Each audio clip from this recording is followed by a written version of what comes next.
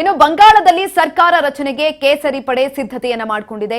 ಮೇ 9ರಂದು ನೂತನ ಮುಖ್ಯಮಂತ್ರಿ ಪ್ರಮಾಣ ವಚನವನ್ನ ಸ್ವೀಕರಿಸುತ್ತಾರ. ಹಾಗಾದ್ರೆ ಬಂಗಾಳದಲ್ಲಿ ಸರ್ಕಾರ ರಚನೆಗೆ ಕೇಸರಿ ಪಡೆ ಸಿದ್ಧತೆಯನ್ನ ನಡೆಸಿದೆ.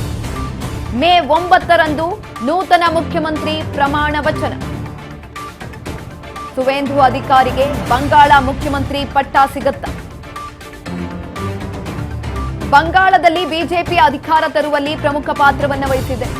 ಮಮತಾ ವಿರುದ್ಧ ಗೆದ್ದಿರುವಂತಹ ಸುವೇಂದು ಅಧಿಕಾರಿ ಮೇ 9ರಂದು ನೂತನ ಮುಖ್ಯಮಂತ್ರಿ ಪ್ರಮಾಣ ವಚನವನ್ನ ಸ್ವೀಕರಿಸುತ್ತಾರೆ. ಹಾಗಾಗಿ 206 ಕ್ಷೇತ್ರಗಳಲ್ಲಿ ದಿಗ್ವಿಜಯವನ್ನ ಸಾಧಿಸಿರುವಂತಹ ಕೇಸರಿ ಪಡೆ.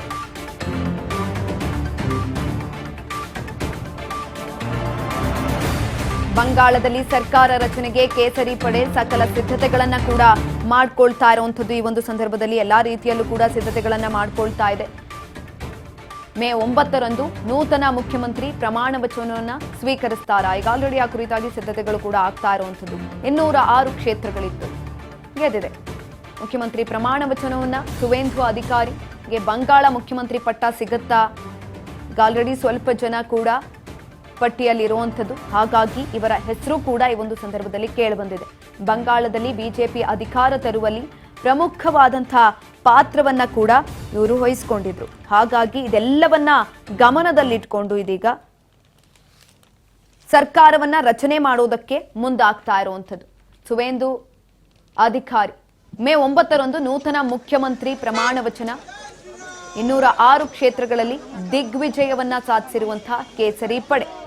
ಮಮತಾ ವಿರುದ್ಧ ಗೆದ್ದಿರುವಂತಹ ಸುವೇಂದು ಅಧಿಕಾರಿ ಸಿದ್ಧತೆಗಳನ್ನ ಕೂಡ ಮಾಡ್ಕೊಳ್ತಾ ಇದ್ದಾರೆ ಬಂಗಾಳದಲ್ಲಿ ಸರ್ಕಾರ ರಚನೆಯನ್ನ ಮಾಡೋದಕ್ಕೆ.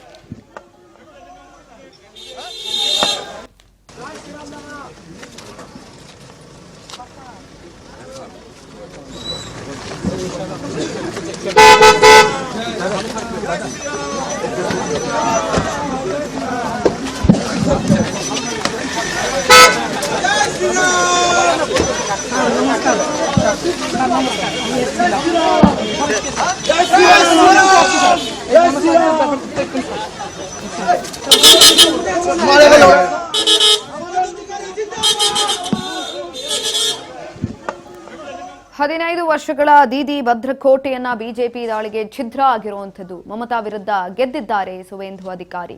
ಮೇ 9ರಂದು ನೂತನ ಮುಖ್ಯಮಂತ್ರಿ ಪ್ರಮಾಣ ವಚನವನ್ನ ಕೂಡ ಸ್ವೀಕಾರ ಮಾಡುವಂಥದ್ದು. 206 ಕ್ಷೇತ್ರಗಳಲ್ಲಿ ದಿಗ್ವಿಜಯವನ್ನ ಸಾಧಿಸಿದೆ ಕೇಸರಿ ಪಡೆ.